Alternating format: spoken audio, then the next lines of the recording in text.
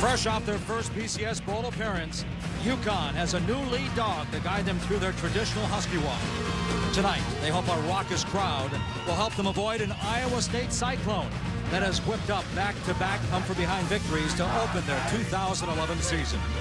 And tonight, those Huskies roll out the welcome mat to the Cyclones of Iowa State out of the Big 12. Paul Pasqualoni's 62 victories at Syracuse is number one all-time in the Big East. Well, now he's back in the league after spending 5 years in the NFL. On the other side of the sidelines, Paul Rhodes, no stranger to coaching against Pasqualoni after serving as the defensive coordinator at Pitt for 8 seasons.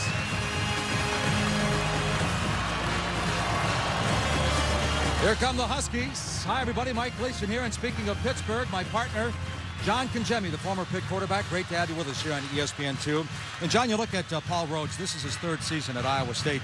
2 years ago, they beat Nebraska and Lincoln. Last year, they beat Texas and Austin. Last week, a triple overtime win against Iowa. 3 signature victories. A game like tonight, what does it mean to the program? It's a huge game for the program. They're 2-0, Mike, trying to get to 3-0. That hasn't happened since 2005. This Iowa State team is coming in against the Huskies. They expect to win tonight. How about UConn? They're 1-1. Last week, a heart-wrenching loss in Nashville to Vandy. They led 24-17 with 7 minutes to go. They couldn't hold on.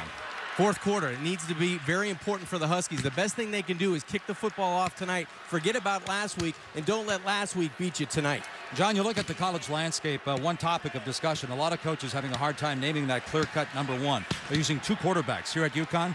They're not using 2, they're using 3. No, they're taking all 3. Redshirt junior Johnny McEntee will make his 3rd career start for the Huskies. This coaching staff likes the way he throws the football, but redshirt freshman Scott McCummings is more of the Wildcat quarterback. He has the ability also to beat you with his arm, but true freshman quarterback Michael Niebrick has the first series of the 2nd quarter. Now, Coach Pasqualoni's hoping that one of these guys emerge and take the reins tonight for the rest of the season. Husky fans have always enjoyed that running game. Donald Brown, Jordan Todman, and how are we going to replace Jordan Todman? Well, they wasted little time here with a true freshman. Freshman Lyle McCombs, he's been a pleasant surprise for UConn fans and this coaching staff. 4 touchdowns, and he's averaging 129 yards per game.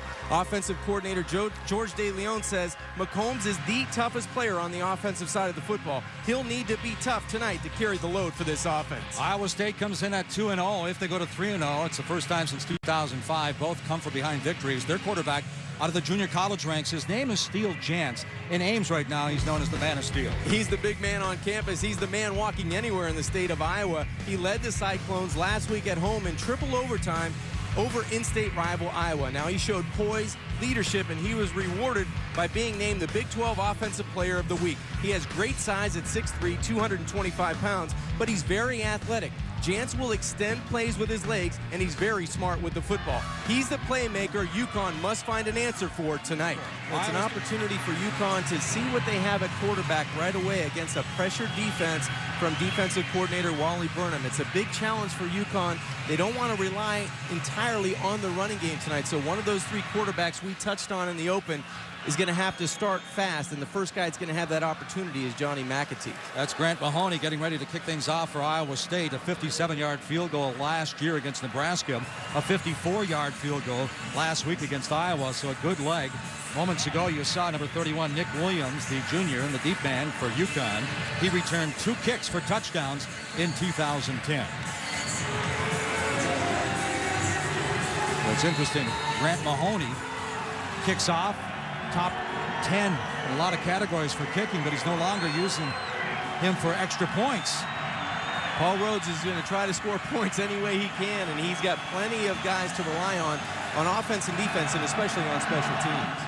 This Friday night football game is underway. Nick Williams takes it at the 6-yard line. Williams trying to weave his way through traffic. He breaks 3 over the 35, and he's finally dropped at about the 38-yard line. Taryn Benton making the stop. A return of 31 for Nick Williams. It's exactly what UConn wanted to do on special teams. Take that opening kickoff and get great field position for their offense. All right, that 3-headed monster now as far as quarterback for Paul Pasqualoni and the UConn Huskies. We'll see Johnny McEntee. First, he's a redshirt junior out of Fullerton, California. 6'3", 223, and You know, he throws a nice ball, John, in pregame, but he's only hitting about 46%. Mike, you're exactly right. We watched him in warm-up. He's got a big, strong right arm. The biggest question with Johnny is his accuracy. If he can locate the football tonight, find some sure throws early, get some confidence underneath it. DJ Shoemates in the backfield along with Lyle McCombs and McEntee under center. Start things off with a play action chase from the pocket, and he simply threw this one away. The intended receiver was John Delahunt. Jacob Latimer, the defensive end, giving chase. So Johnny McEntee, 18 of 39 for 212 yards. No touchdowns, 3 picks. You know, you look at the 2 games, 8 of 12, 113 yards against Fordham, John, then 10 of 27 for just 99 yards against Vanderbilt. He struggled last week, and he's the first guy that'll let you know that, but that's why you play for another day. Tonight he has another opportunity. Here's the pitch. DJ Shoemate, his first carry this year. He weaves his way up over the 45-yard line. It's going to bring up a third down at about 5 yards to go. A.J. Klein making the stop. So number 24, DJ Shoemate, had that ankle. Of course, the one-time UST Trojan finally getting his first carry this year. Offensive coordinator George DeLeon talked about Shoemate to us yesterday, and he wants him to be the complete back. He wants pass protection. He can catch it. He can run it. I know the coaches were very excited to see him play tonight. 3rd and 6 now for Johnny McEntee and the UConn Huskies. First possession, McEntee comes out firing, and he has his man. It's complete inside the 40-yard line. And a gain of 14 that time before Taryn Benton finally makes the stop. That's Isaiah Moore, the 5th-year senior out of Cambridge, Massachusetts. Coaching staff very impressed with his camp this year. Moore did a great job, but Johnny McEntee, watch the subtle move as he moves up into the pocket, finds a throwing lane, and then delivers a strike down the middle to Isaiah Moore, who's that guy with the leadership on the outside. He had a great week of practice. Shoemate hits the left side of the line.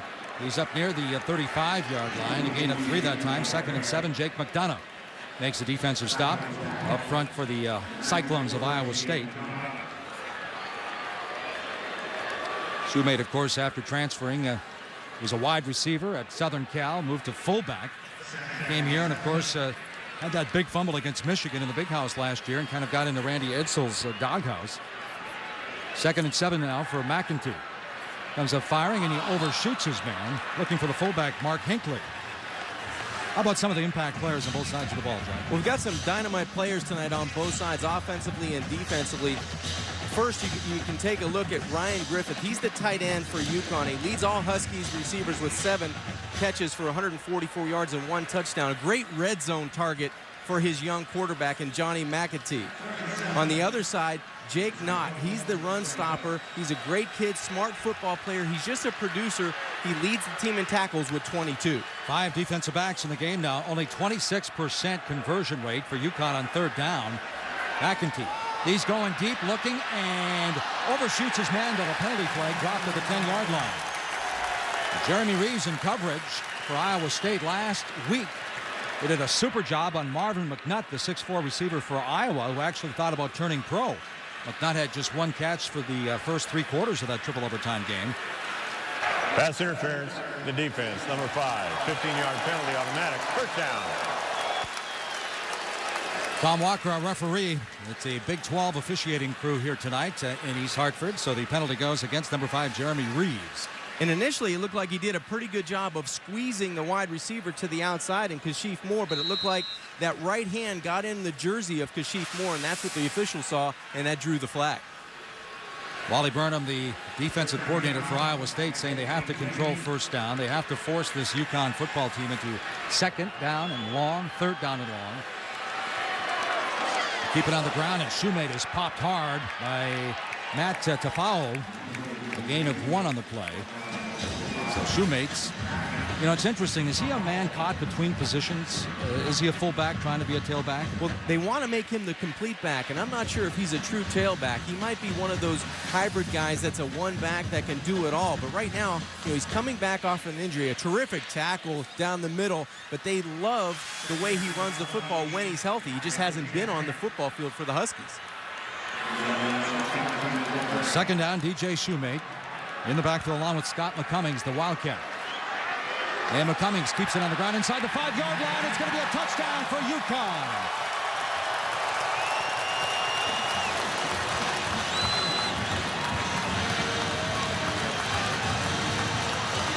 He goes 10, and McCummings gets in for the first touchdown. And they may be calling this back at the 1-yard line. We're going to get to take another look and see if that knee touch. It looked like he stretched that football and broke the plane. A great effort by the freshman, Scott McCummings, coming in on the Wildcat. 10-play drive, 5 different players touched the football on that drive, and here's Taggart with the extra point. And Dave Taggart's perfect in his career, drilling the PAT.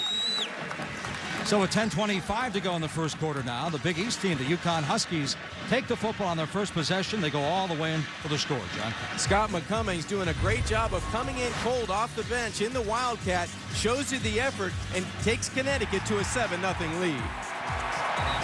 Number 11, Scott McCummings, the redshirt freshman, scores for UConn on their opening drive. 10 plays, 57 yards, and just 4:35. And John, what did you see about that drive after only getting 193 total yards at Vanderbilt last week? Number one, Mike, great field position. I thought Nick Williams did an excellent job of providing instant field position for Connecticut. They're not a team that's going to go 80, 85, 90 yards because they're going to make too many mistakes getting down there. But Paul Pasqualoni wanted to start fast, and he was aided by great field position, the pass interference call, and then the freshman coming off the bench in the Wildcat for the 10-yard touchdown run.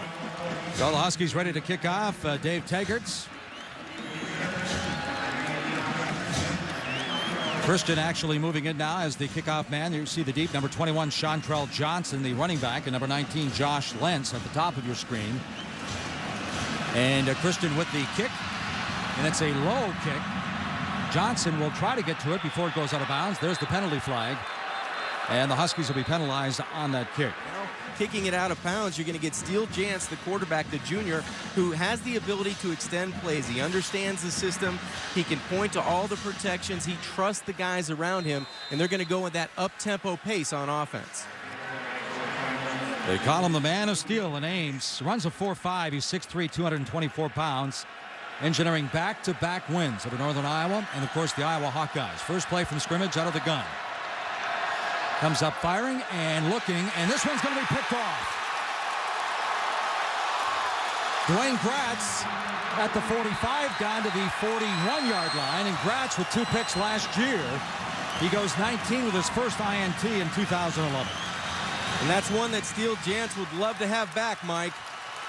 That ball hung in the air too long from the right hash to the UConn sidelines. Maybe some communication problems on the outside, but this is a long throw. This ball hangs up a long time, and Gratz just playing that cover 2. He was pressing at the line of scrimmage, and he just sinks back into coverage because the safety came up under him. Good play on the football by Gratz, and now again instant field position for UConn. Jantz with 3 picks against Northern Iowa. 4 touchdowns last week against Iowa in the triple overtime victory. So Johnny McEntee and Lyle McCombs back on the field now in the backfield for the UConn Huskies. McEntee stops, fires, and this one's deflected. This one's going to be picked off. So they trade INTs. It looked like one of the big defensive linemen that got Johnny McEntee's pick, and that's going to be his 4th pick in 2 weeks. Jacob Latimer put the pressure on.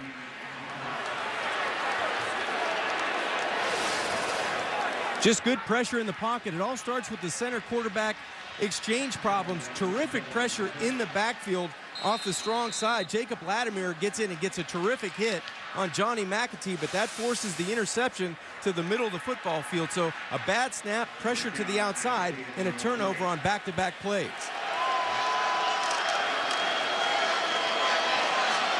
Chantrell Johnson trying to turn the corner. The Huskies say no way. Bleedy Ray Wilson coming up from his cornerback spot, making the initial contact there for UConn. See, number 3, C.O. Moore was also there. You look at the signature victories we mentioned in Lincoln 2 years ago, in Austin last year, and of course the triple overtime win over Iowa. Jantz comes out firing, nowhere to go. This one's almost picked off. Looking for the big tight end, Hammerschmidt. Again, it was C.O. Moore in coverage, along with 33, Yawin Smallwood.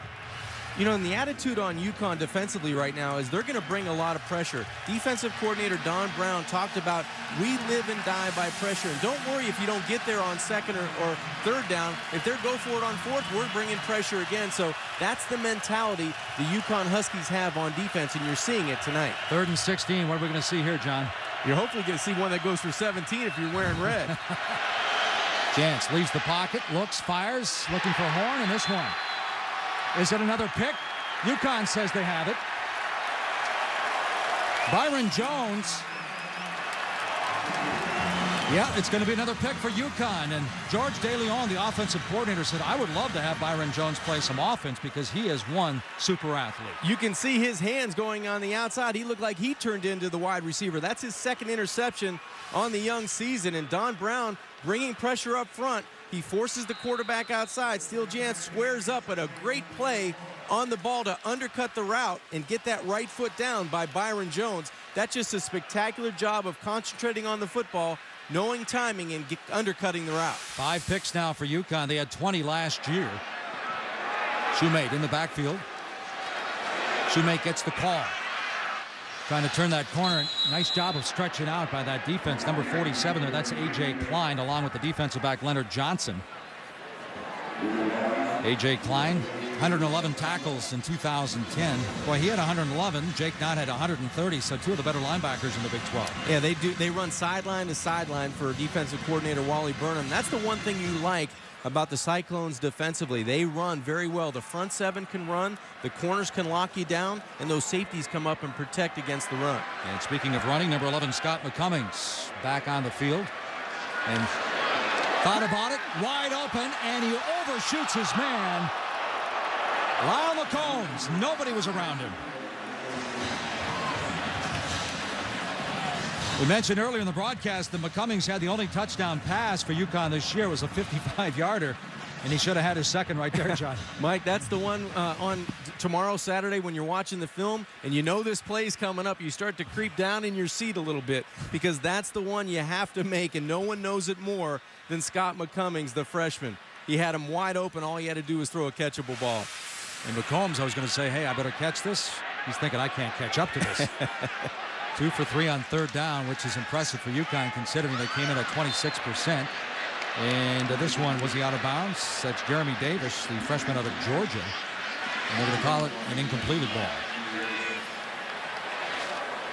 This is twice now that UConn's offense has had excellent field position on turnovers caused by their defense, and Paul Pasqualoni and company on offense, they can't get it going. It's a great job by Iowa State coming in and going 3 plays and out and giving an opportunity to keep UConn off the scoreboard.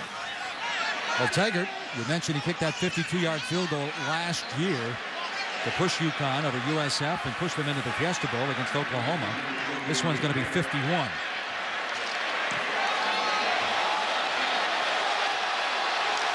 He's got it.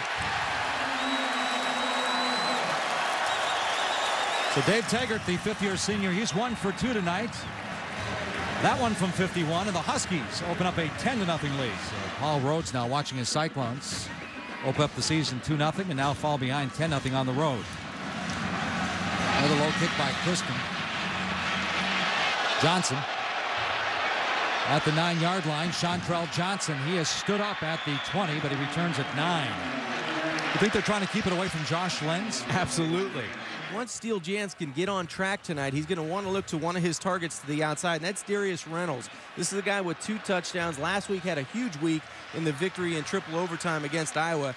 He's the guy that can change the game on the outside. And on defense, we've seen Kendall Reyes come up with big plays already early in this game. 2.5 tackles for loss. He's the leader among that defensive front. Kendall Reyes making his 33rd start, and John Congemi, this Iowa State team, came in averaging 400 yards of offense.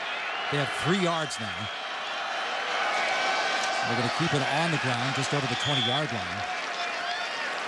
And well, 15 minutes here in East Hartford in the books. Michael Niebrecht, the true freshman, on the field, and his Huskies on top by 10. Welcome back inside Rentschler Field in East Hartford. The Husky fans are cheering Jim Calhoun out on the field and the national champion UConn basketball team from last year. Mentioned earlier in the broadcast, Colt McCoy with 45 victories, and now Kellen Moore looking for number 40 tonight in Toledo.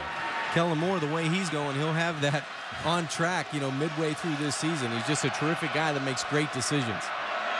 2nd and 13 for Jantz. And James White has nowhere to go. He's spun down at the 15-yard line. Jerome Jr.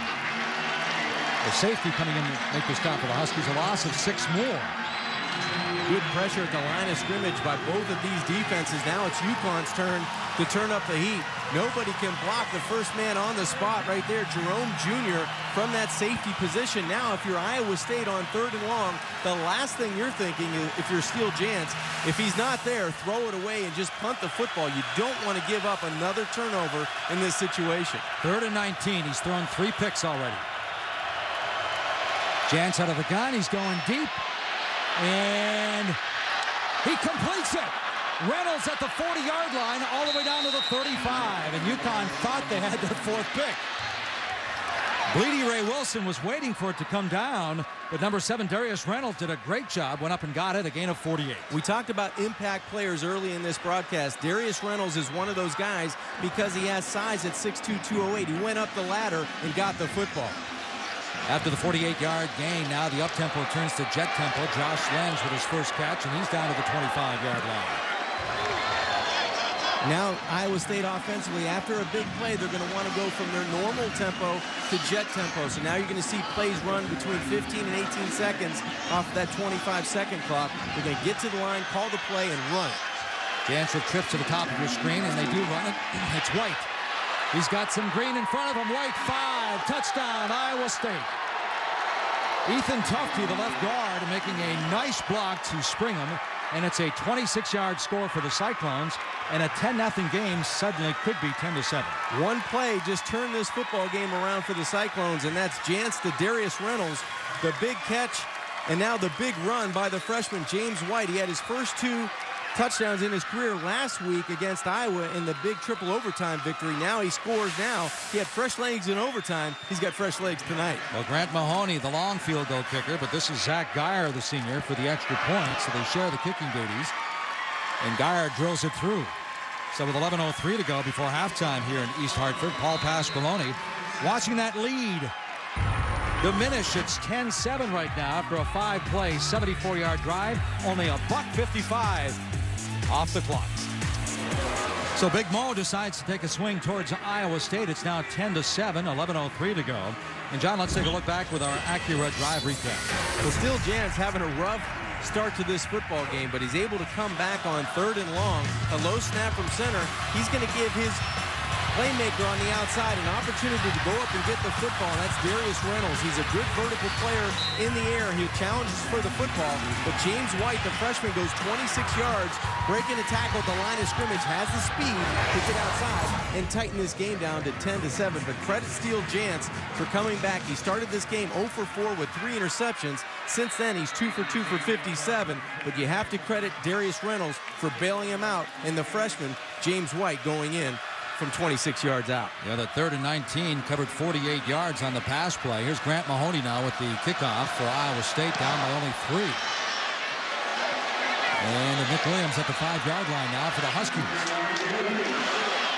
Breaks to the outside, it'll be 30, and Williams is up just shy of the 40 before he's driven out of bounds by the kicker Mahoney. Return of 33 for number 31, Nick Williams.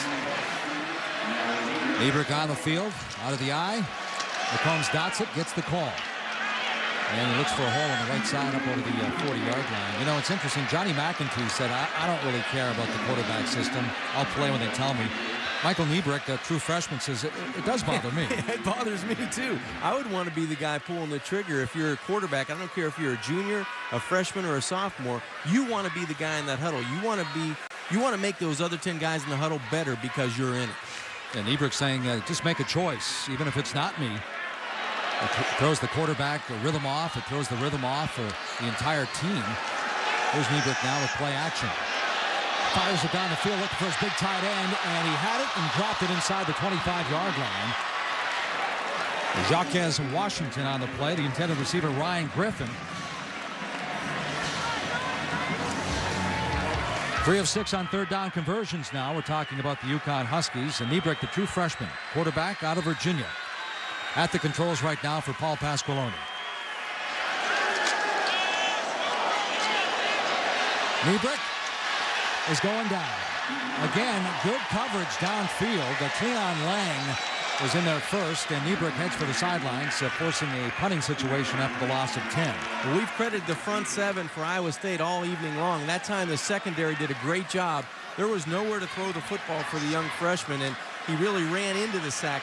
Lang was coming from the outside with good pressure, but you're going to see as the freshman wants to step up and go through the pocket, he tries to reverse field right into the sack. A high punt, and Lentz is going to call for the fair catch over the 30 at about the 34-yard line for Iowa State, a 37-yard punt. And so now the Cyclones, who took the ball against Iowa on their first possession last week and drove it right down against the Hawkeyes and wound up fumbling inside the 10-yard line. They have the ball with 58 seconds to go. And all 3 timeouts remaining. So you have your junior quarterback, Steele Jantz, who was the Big 12 Offensive Player of the Week. Did not start fast for head coach Paul Rhodes, but he wants to finish the first half fast with 58 seconds remaining. Plenty of time on the clock with 3 timeouts remaining. They'll probably get into this high tempo Jet offense. 5 of 12 for 74 yards. Hasn't thrown a touchdown pass, but he's thrown 3 interceptions this evening. Trip receivers to the bottom of your screen. And here's the quick pass, and Horn. It's complete over the 40, and he's tripped up at about the 45-yard line. A gain of 11 on the play. Jerome Jr. making the stop. Nice run after catch by Aaron Horn. 11 catches for 163 coming into tonight.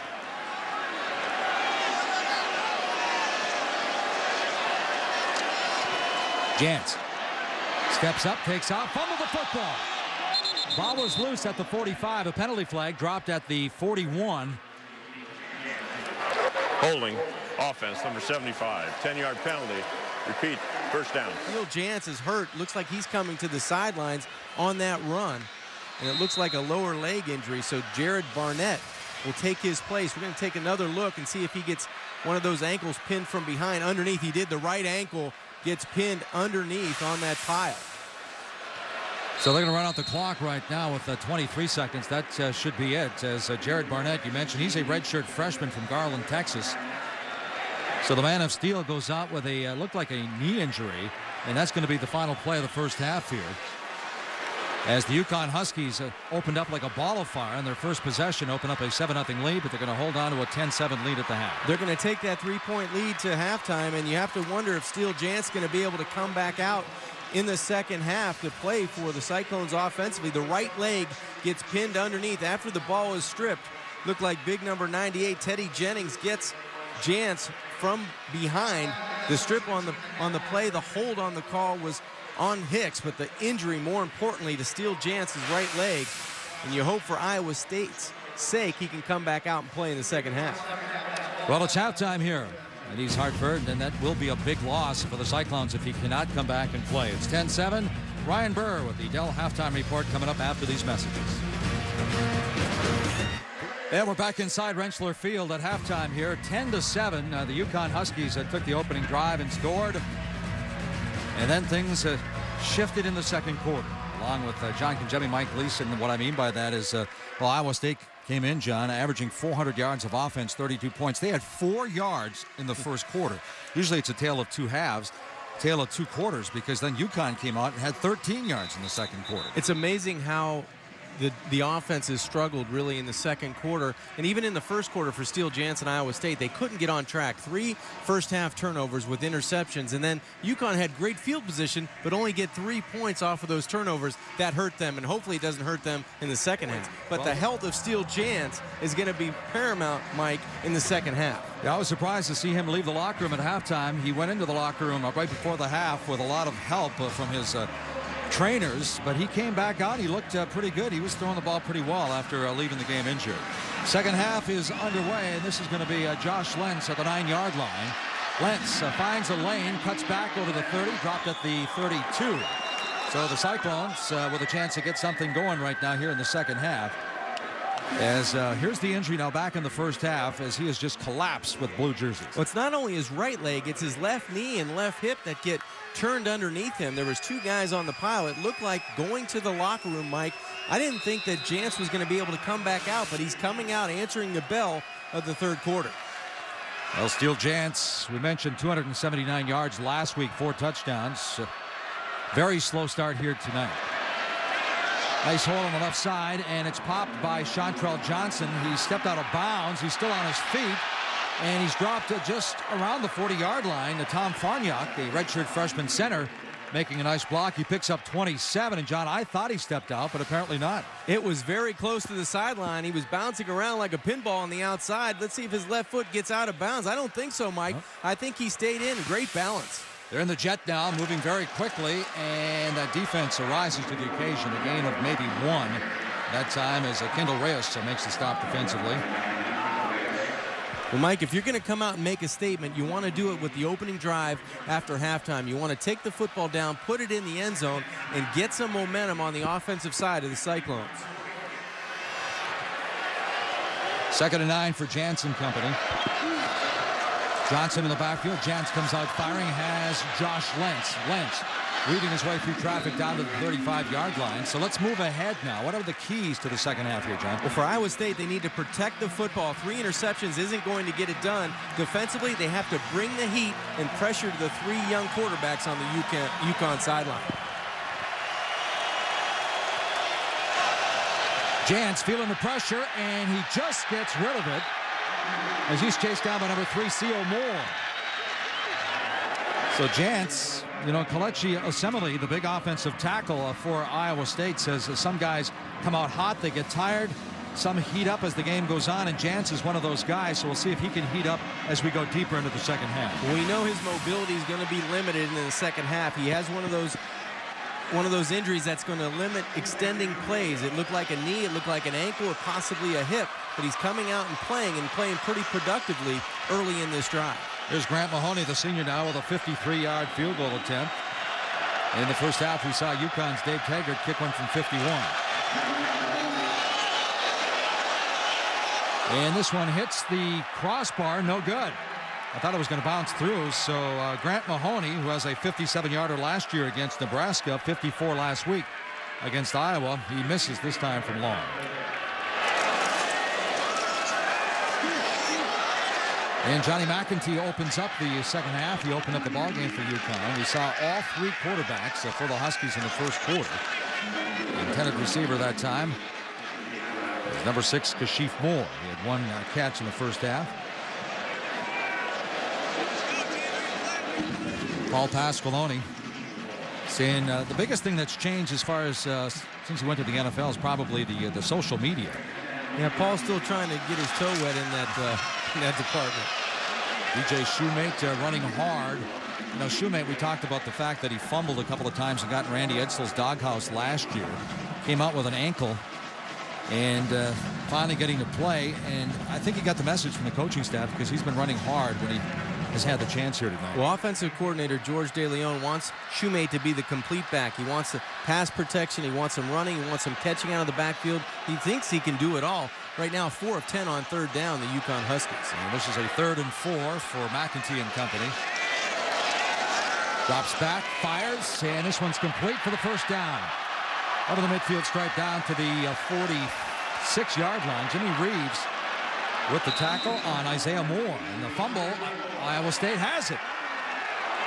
So we've seen 3 INTs by UConn in the first half, 1 by Iowa State, and now that's the first fumble. Stephen Rumpelhammer, the big defensive tackle, comes up with it.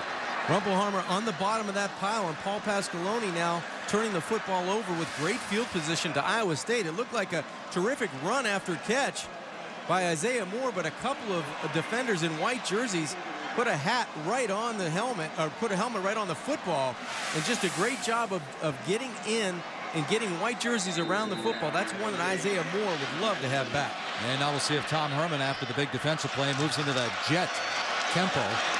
This is White trying to break one. He's all the way down to about the 46-yard line of UConn before Jerome Jr. makes the stop.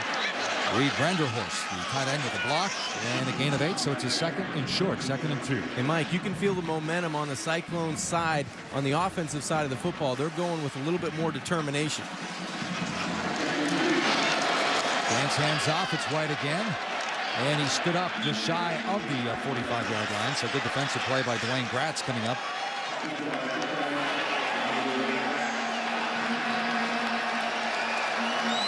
Again, there's an up tempo and there's the jet tempo. They're in the jet right now, trying to run a play every 20 seconds. 2 of 7 on 3rd down. actually 3rd and 1. They've got it as White just hurdles over the line of scrimmage down inside the 40-yard line to the 39. Mike, they talked about having fresh legs last week in overtime against Iowa with the touchdown run. It looks like on that run, he hurdled over the line of scrimmage for that first down. Josh Lentz, a rare substitution now in that jet tempo. James White, the redshirt sophomore, stays in the backfield along with number 2, Steele Jans.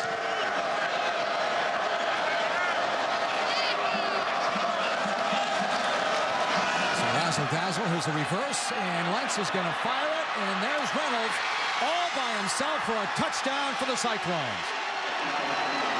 This one covers 40 yards, and Reynolds has his 3rd touchdown in 2011. Tom Herman, the offensive coordinator, dialing up a play in the back of the playbook. Just a great job of getting the ball off by Josh Lenz. This is under pressure. Josh Lenz gets the football. Watch him try to set his feet and turn and throw the football. He knows he only has to get it close to Darius Reynolds because nobody is around the playmaking receiver. Zach Geyer on for the extra points. Reynolds, 2 catches, 88 yards, and the touchdown now for the Cyclones of Iowa State. The kick is good. And just like that, Iowa State's with the lead by 4, John. Josh Lenz does a terrific job getting the football out on the reverse to Darius Reynolds. You can feel the momentum on the Cyclone side. They take the lead at 14-10, moving the football and taking advantage of the field position. UConn Huskies already with 6 interceptions this year, John, but fooled this time. Just unbelievable play call at the line of scrimmage. You're going to see the set. Lenz is up here, and Reynolds is down here. It's just a great job of disguising the play call. It looks like sweep to the wide side of the field, but look at the route on the inside. It goes inside and then back out by Reynolds. And Lenz does just an excellent job of maintaining composure. When he gets the pitch, he's able to set his feet, throw the football down the field, and to a wide open Darius Reynolds for the touchdown. That's just great execution and a great play call by Tom Herman, the offensive coordinator. And just like that, the Cyclones of Iowa State, looking for their first 3-0 start since 2005, have the lead. There's Steele Jantz, the quarterback out of junior college in San Francisco, and Paul Rhodes. Now keep in mind, they're 12-1 under Rhodes when holding the opposition to under 24 points. Well, the UConn Huskies right now with 10 points and struggling to move the football. This is going to be Nick Williams at the 4. Williams is drilled at the 20-yard line, and he coughed up the football. Does Iowa State have it? Well, they're going to give it to the Huskies. The first indication, a 17-yard return. UConn averaging 2.4 yards per carry, John. They keep it on the ground. It's McCombs, the freshman. They're spinning over the 20-yard line, stopped by Matt Tafao, the 5th-year senior from San Carlos, California. All right, John, obviously the Huskies got to get something going. How do you do it? Well, you want to win on first down, and that's not a good start. And in this second half, you have to take advantage. If you have field position, you have to take advantage and put points on the board. In the first half, they came away with 3 turnovers, but only 3 points. And I know that aggravates Paul Pasqualoni on that sideline.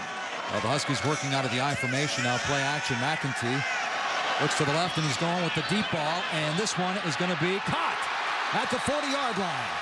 Again, it's Isaiah Moore, number 83, Jeremy Reeves in coverage. UConn Huskies, the last couple of years, their receivers criticized for dropping too many balls. Moore's having a big night. A 40-yarder by Moore. Maybe it gets away with a little push from behind. This is just a great job of going up, climbing the ladder, and getting the football. And now the Huskies in the up-tempo now as McCombs gets all the way down close to the 30-yard line. So Lyle McCombs, the redshirt freshman out of Staten Island, New York, said he watched Jordan Todman last year, learned a lot from him. Leaves the field, and Scott McCummings comes back in the Wildcat. That's a big play. That's a chunk yardage play for UConn. They're able to move the football down the field, get in great field position. Now they have to cash in.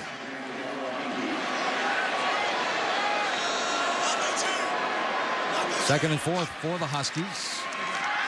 McEntee wants to come up firing, and he overshoots his man. A good pressure that time. McCummings overthrows his man. Good pressure by those linebackers coming from Iowa State. That's number 20 there. That's Jake Knott. 130 tackles last year. Opened up the season with 11 tackles.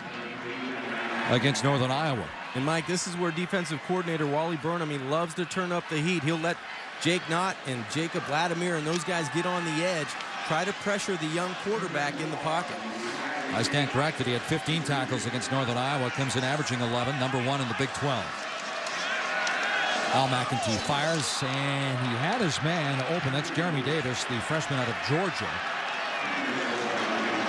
And that would have brought up a move to change for a first down. Now it brings up a fourth down situation. And that's one you just can't miss. He had plenty of time in the pocket. Wally Burnham tried to bring some pressure, but Johnny McEntee needs to not throw a fastball there and just complete the football, and you move the chains. Taggart now from 50. He's been good from 51. He's missed from 41 and 43. All-time leading scorer, UConn history, drills it, and it's good. So Taggart, good from 51, and now good from 50. And John Congemi, not a whole lot of offense in this football game, but I guess they're going to keep it close. No, but UConn comes back, Mike, and they answer a score with a score. So now it's a 1-point deficit, and they do a good job of taking advantage of the field position. Taggart now with 56 field goals, good from 51 and 50, and the Huskies at home trailing by 1. What a tournament run for that guy there, huh? Jim Calhoun and the UConn Huskies winning the National Basketball Championship this past April. Honored earlier down on the field. And right now, the Husky football team, fresh off of that trip to the Fiesta Bowl last year, trailing 14-13 with 9:37 to go in the third quarter. Paul Pasqualoni, he wants his offense and defense to make a little bit of a run in the second half and put some points on the board. That's twice, Mike, that they've had to settle for field goals after big plays or turnovers that cut the field in half. And we didn't want to say that it was going to come back to haunt them, but right now they're down by 1, and you can feel the momentum a little bit on the Cyclone sidelines. This offense starting to get on track. You saw Chantrell Johnson, and this is going to be Johnson at the 2-yard line. Johnson finds a lane, and Johnson is up over the 35-yard line, and he is dropped by the kicker, Chad Kristen. A 35-yard return, but again, good field position for Iowa State. This is Aaron Horn. Horn up over the 40-yard line. Horn, you know, Iowa State wasn't looking for a receiver as far as scholarships when they went out recruiting, but they went to San Francisco. Horn being a teammate of Steele Chance, and he just kept popping up making plays, so they said, hey, let's sign this guy too. We better take him as well, and that's a smart head coach. And Paul Rhodes, he found a playmaker when looking for his quarterback. He found a guy on the outside that they could use. Chance goes back to work, and Chantrell Johnson tripped up by Trevardo Williams. You know, John, inside 9 minutes now in the third quarter. Iowa State with the lead. And we look at Steele Chance against Northern Iowa, 4th and 10. He hits Josh Lenz with a touchdown pass. Converts a 3rd and 11 with a 17-yard run. And I'll tell you what he did against Iowa right after this play. 3rd and 5. I can tell you what Don Brown's going to do. He wants to bring pressure at that line of scrimmage. Got trips at the top of your screen. Jeff Woody, the bigger back, in the protect.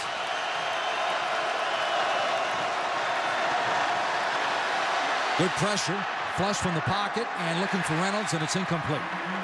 Gratz in coverage that time for UConn, while Kendall Reyes was giving chase to the quarterback.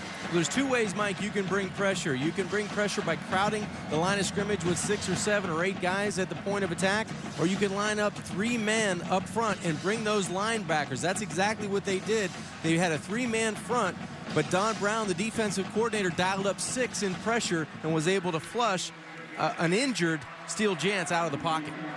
Finish that story on Jantz, though. Can't let him warm up. Came from behind 3 times in the fourth quarter in overtime against Iowa as Vanderkamp's punt's taken by Nick Williams at about the 15, and he's swarmed under. 43-yard punt, and Paul Pasqualoni and the UConn Huskies with the football when we come back at trying to regain the lead here in East Hartford. Paul Pasqualoni, 107 victories at Syracuse. Take a look at his coaching timeline. It all started as a high school football coach, and his first head coaching job in college at Western Kentucky or Connecticut from 82 to 86. Syracuse head coach, where he picked up those 107 victories. Then he went off to the National Football League. Miami Dolphins defensive coordinator from 2008 to 2009. Went to the Dallas Cowboys and actually went back to Miami before taking the head coaching job here. And you look at his 6-3 bowl record at Syracuse. Beat some good teams, John. Like LSU, Georgia, Arizona, Ohio State, Colorado, Clemson. Impressive run at Syracuse, now hoping to really turn things around here at UConn. And right after this play, we're going to talk about that coaching staff. Ball comes popping out, and I thought it was a shoe at first, and Iowa State says they've got the football.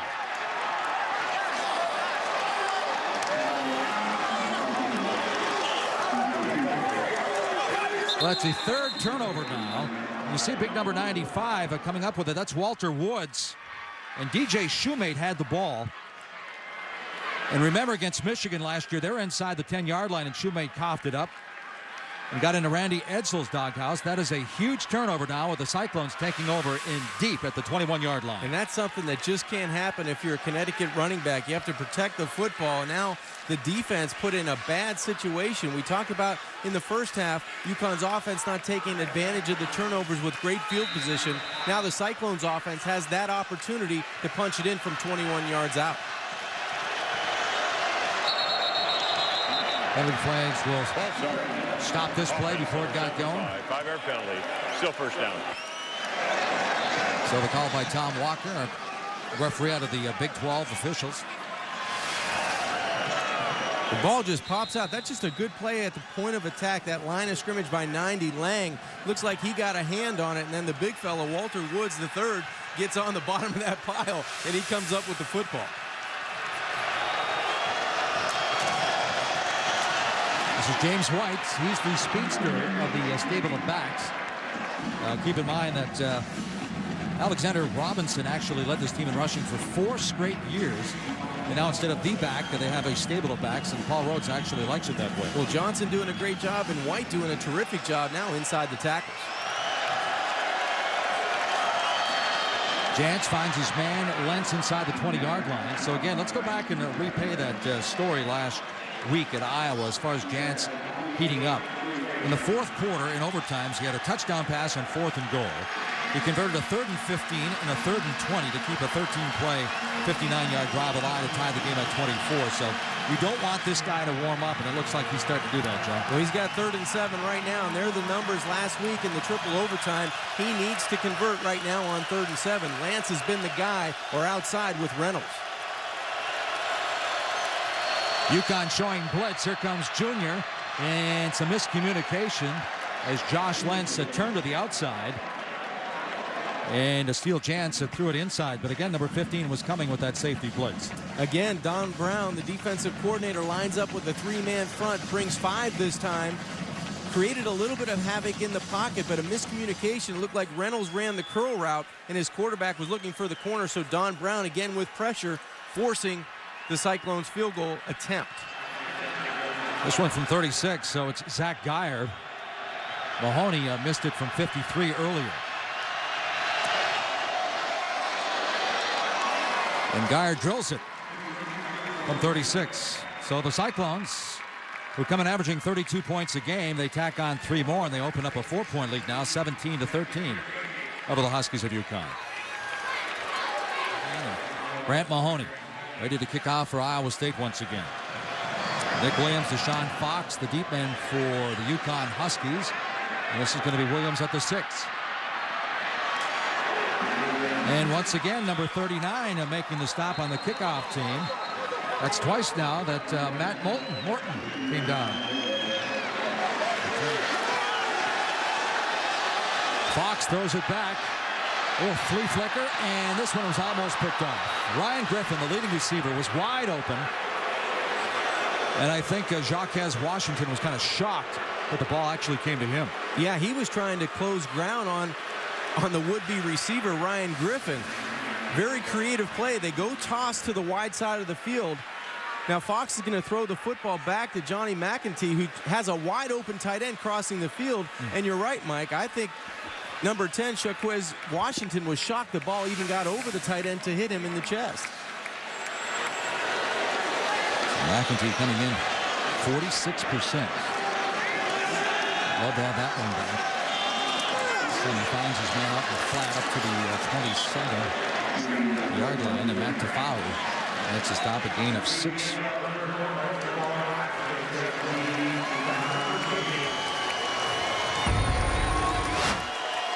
That's going to be the final play of the third quarter. Paul Pasqualoni can only stand on the sidelines and shake his head right here after that pass at 17-13. Fourth quarter coming up here in East Hartford. Welcome back inside Rentschler Field. We're headed for the fourth quarter, and it's a 17-13 ball game. Iowa State on top by 4. UConn Huskies took the opening kickoff and went right down and scored, John. They did a great job of taking the opening kickoff and getting some momentum. Scott Cummings goes in from 10 yards out to open up the scoring, but it hasn't been a lot of scoring in this football game. The interception bug really hampered Iowa State early. Jans threw 3 first-half interceptions, and he wasn't shy about spreading the wealth. This is a great play by linebacker Osei Moore to Jory Johnson on the pick, but then the trickeration on the side, a good job by finding a wide open Darius Reynolds, a good pass by Lenz to find him, and that's where the momentum really changed for the Cyclones. You could tell after halftime they came out, Mike. Defensively, they stepped it up, and offensively they made plays to change the complexion of this game. Well, Johnny McEntee opens up the fourth quarter for the UConn Huskies with McCombs, the single setback behind him in the backfield, and McEntee trying to get something going now, looking and finding his man. And this one's complete. So number 83, Isaiah Moore, having a big game. That's his 6th catch. And he goes 7 this time, so setting up a 2nd and short, 2nd and 3.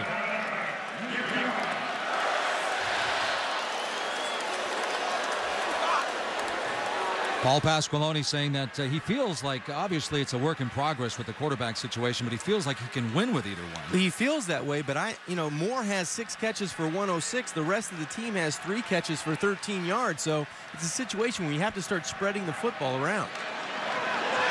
Play action, McEntee coming right back, trying to redeem himself after missing the tight end on the last possession. And again, it's number 83, Isaiah Moore. This is amazing. I mean, Johnny McEntee, blindfolded. He's got the slant, he's got the comeback, and he's got the fade. YouTube sensation this past year, over 6 million hits. There's more video like that where that came from, and we'll try to get back to it. It was some great stuff he did. Cummings, he's popped with that big frame and goes forward. A gain of 5 on the play. And Jake Knott, the linebacker, making the stop again. Johnny McEntee needs to find some rhythm when he gets his next opportunity. Right now, McCummings in the football game, and it looks like a little bit more of running from the quarterback when Scott's in the football game. But now UConn has the football on the Cyclone side of the 50-yard line. They need to produce a big play. 2nd and 5 from the 44-yard line. Cummings with McCombs.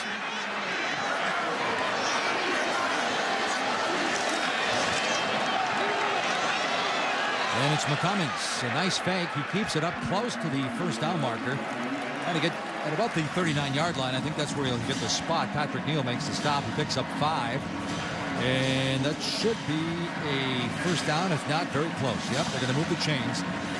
A first down for the UConn Huskies. Tough running in between the tackles by the young quarterback. He actually carries Patrick Neal for about 5 yards. That's just a good fake and good strong running.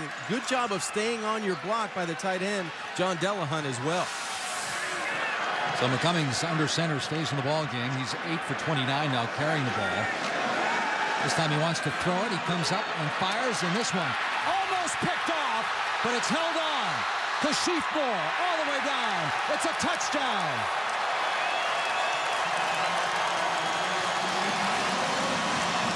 This one covers 39 yards.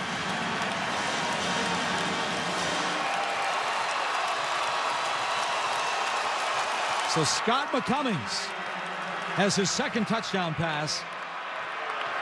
And Mike, I'm not sure how Jeremy Reeves missed this football. He gambled and lost to Kashif Moore on the sidelines. We talked about you have to find somebody else besides Isaiah Moore. That time Scott McCummings found Kashif for 39. Well, Reeves had a 94-yard pick six last year for Iowa State. I think he saw another pick six coming, and he just misjudged it. 3 for 46 in the touchdown now for Kashif Moore. Kashif Moore doing a great job of getting outside, and I'm not sure how Jeremy Reeves missed this football, but he did. Kashif Moore made him pay to get in from 39 and take the lead 19-17. That makes a young quarterback very happy.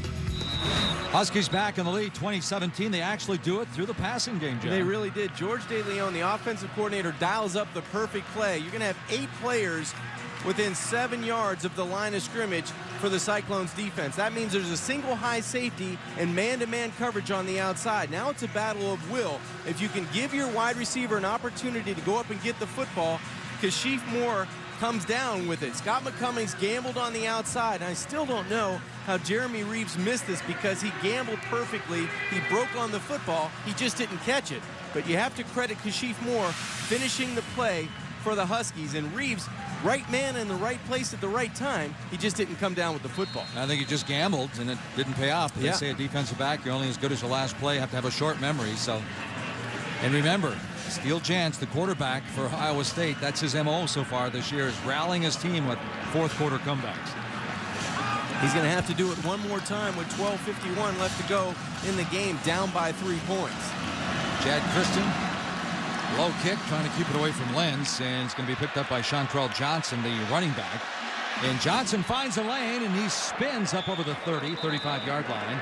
And Johnson with a nice 25-yard return. Josh Lenz has been the guy he wanted to go to on third down in this situation. And he's in the slot.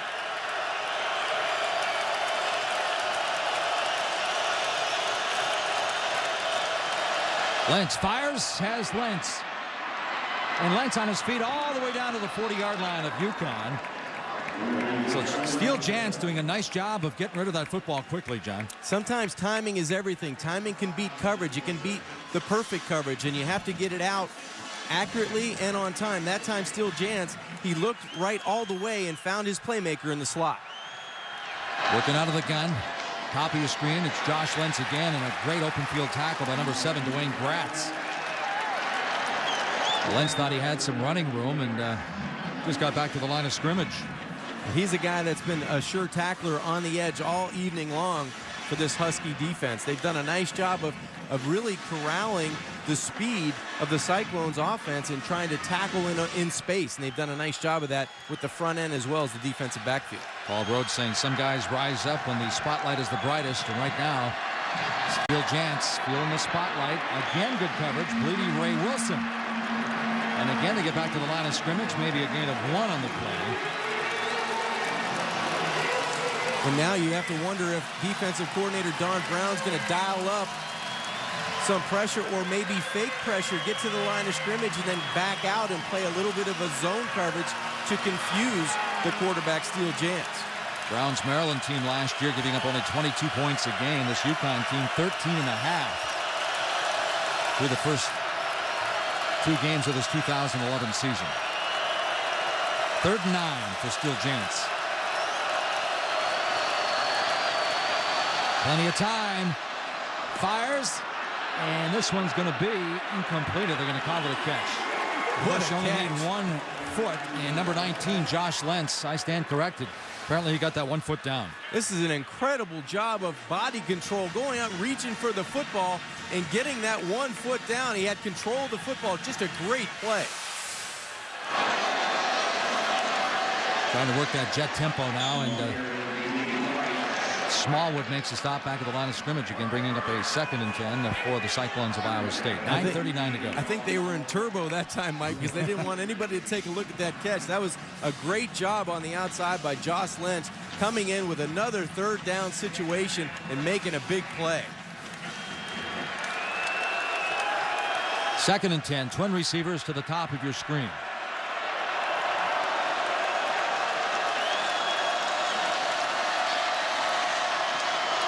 Reynolds at the 10, high steps, and he's going to walk into the end zone for a touchdown.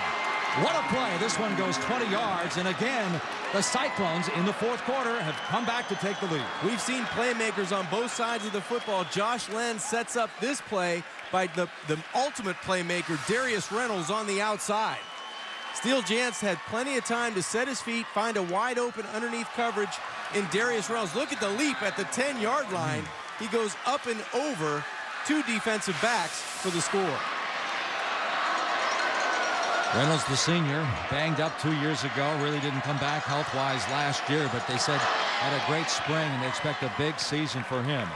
Zach Geyer on for the PAT. He converts, and the Cyclones trying for yet another fourth quarter comeback. Reynolds now 3 catches, 108 yards, a couple of touchdowns, and Iowa State in the lead. The Cyclones do it again. They find Jantz goes to Darius Reynolds up and over, and they take the lead, and Jantz likes it. Back in East Hartford, there you see it, 24-20. First quarter, Iowa State 4 yards. Second quarter, UConn 13 yards. Sluggish start offensively. Now things are starting to heat up. Yeah, a tale of two halves. It seemed like the Iowa State Cyclones came out after halftime, and Steele Jantz, we weren't sure if he was even going to be able to play in the second half. It looked like it was a leg injury or a hip injury or a knee injury, but he's been able to come back and lead some big plays in the second half for the Cyclone offense. Grant Mahoney ready to kick off now, and the Huskies will have the football. Once again trailing by 4.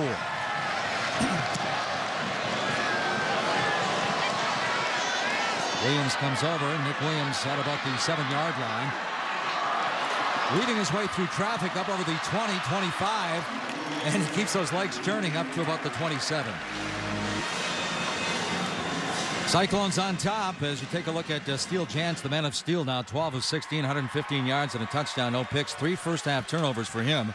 Scott McCummings with that 1 rushing touchdown and a passing touchdown, but the team just 2.6 yards rushing, and it looks like Johnny McEntee will be at the controls. And John, last week, 10 of 27, 99 yards, 3 picks. How about his numbers so far tonight? Tonight, 9 of 19 for 133 and an interception. Well, he's on the field now, and he's coming up firing, and he has his man. Isaiah Moore with another catch. Picks up 19. Boy, if he could pull this one out, that would do a few things for his confidence. He'd be back in the huddle next week starting that game, that's for sure. And that deep dig has been there all day. They just haven't been able to be consistent enough to protect and have enough time for McEntee to step up and fire. Isaiah Moore, 8 catches now for 143 yards. McCombs dots the I, play action. And going down for Moore. I think he ran out of real estate, but he made a nice catch. It's going to be called incomplete. I'll tell you this, John, Isaiah Moore, he looks so much more seasoned as a receiver. Looks confident. He looks like he knows where he's going and where he wants to get to. And I think that's the biggest thing with the receivers I've seen for UConn tonight in Kashif Moore and Isaiah Moore. They look like they have more confidence. They're in tune with what they want to do. They just need the trigger guy to be more consistent in this offense for head coach Paul Pasqualoni. McEntee under center, 2nd and 10 now. Working out of the I formation. Play action. Going upstairs again and looking and overshoots his man. Good coverage, but now there's the penalty flag again. And again, it's number 5, Jeremy Reeves. Sensation. How many blindfolded himself and threw it deep? Number 5, 15-yard penalty. Automatic first down. Automatic first down. Jeremy Reeves. He's a very good covered corner, and he's had a long night. Well, that's twice now. The corners made contact with one of the UConn wide receivers trying to force him to the sideline. Just a little hand battle going downfield, but that's the second time Jeremy Reeves has been caught for pass interference.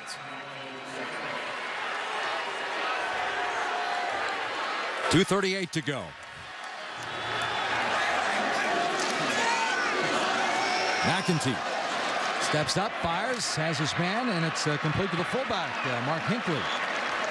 Back to foul. Makes the stop after another gain of 8 yards, so it's 2nd and short, 2nd and 2. And Mike, as a quarterback in this situation, you're not down 3, you're down 4, so you need a touchdown. You don't want to get greedy. There's plenty of time on the clock. You want to have the ball last with the scoring and give Iowa State, if they get it back, very little time on the clock. See Wally Burnham, the defensive coordinator right there for Iowa State.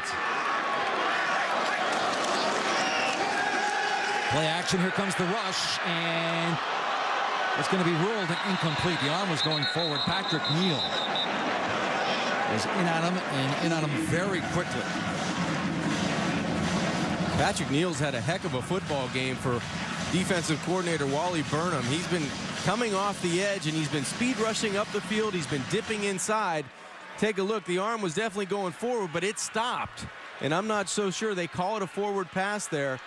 But that motion was going forward, and then you could see the quarterback, Johnny McEntee, almost freeze it and just let it go at the last second. 5 of 16 on third down, 3 for the last 13, but they have 2 downs remaining to get these 2 yards. 1 down remaining to get these 2 yards now because the clock is at 1:53. Mike, that's a long throw from the left hash to put it out way out in the flat. You've got a 4th down now and 2 yards on 3rd down. He takes the gamble. If he makes the throw accurately, the guy's open, yes, but you got to have an easier framed throw for a quarterback making his 3rd start. So now all the chips are in the middle of the table. It's 4th down. Paul Pasqualoni and offensive coordinator George De Leon, they have to find a way to convert here. 4th down. This is the game right here. He fires. It's incomplete. Iowa State's with 1:48 to go. They take the ball over on downs. And this is going to be their 3rd straight 4th quarter comeback. Jake McDonough coming in, putting the pressure on early. Yeah, there's got to be something easier to get to, and I think the playmakers were on the bottom of the screen to the short side of the field. I would have taken my chances with Isaiah Moore or Kashif Moore because they were running routes that were squaring up to the quarterback, not running away from the quarterback, which is a much tougher throw on 4th and 2. This is a tough throw from the hash under pressure to try to throw a guy that's moving away from you in a big body when you had your playmakers, Isaiah Moore and Kashif Moore, to the short side of the field. You mentioned a few minutes ago that Iowa State's starting to get some pressure on the quarterback. They came in with only 1 sack for the entire season, even though it's only 2 games. It was amazing. You're right. You know, Jake Nott and Patrick Neal and Jacob Latimer, guys like that off the edge have been pressuring all night, but you're right. Ronnie Nelson came in with the only sack, you know, coming into the Connecticut game. Nelson, a backup defensive end. There's Reynolds, the real deal, brought to you by Wendy's. Vote for the real deal at ESPN.com on your mobile phone. Real deal by Wendy's. Not sure if that came on, John. Wendy's. Well, you've got a team that has 0 timeouts remaining, so you want that clock to wind at 3rd and medium and 3rd and 6. Keep it on the ground and let that clock go down. And Jantz takes off. And he's up close to the 1st down marker. He's going to be shy. Smallwood makes the stop. It's going to be a 4th down and 4th and 2 for the Cyclones. And there's 1:20 and the clock is running with 1:19. But you have to give a lot of credit because the Cyclones quarterback tonight, very courageous to come back in the second half. Steele Jantz, he was injured right before halftime, the last play, the last offensive play. But he was able to come back and really resurrect what he did in the first half. It wasn't pretty. 3 interceptions, and coming off a big game last week, in-state rival Iowa, they defeat them at home in triple overtime, and you can see he's laboring right now on the sidelines.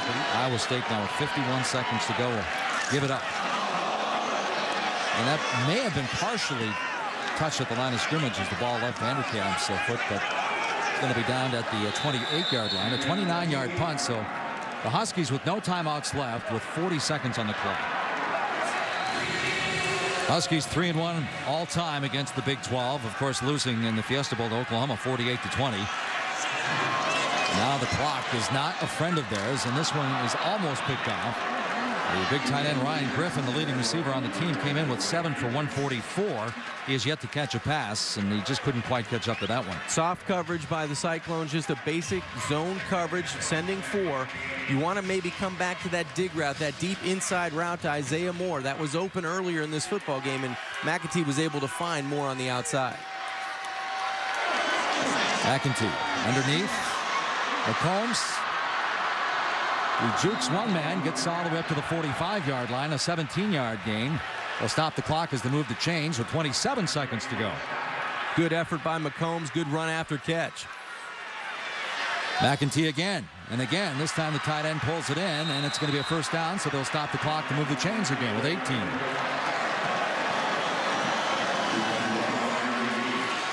Down by 4, so a field goal obviously does nothing. They've got to score the touchdown here. McEntee. 12 seconds to go. And this one is going to be out of bounds, incomplete. Stops the clock with 9 seconds for the UConn Huskies. Well, right now, Mike, on second down, you at least have to throw a pass that goes 10 yards because they'll stop the clock to move the chains, or you've got to throw it into the end zone. So you have to take one or the other, either complete the football for more than 10 or get the football in the end zone on this down.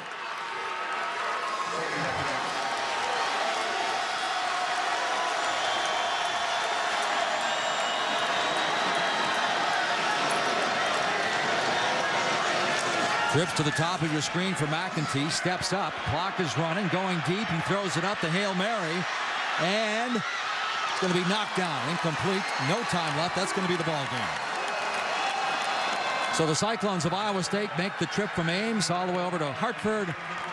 A slow start, but they come from behind the 3rd straight time this year.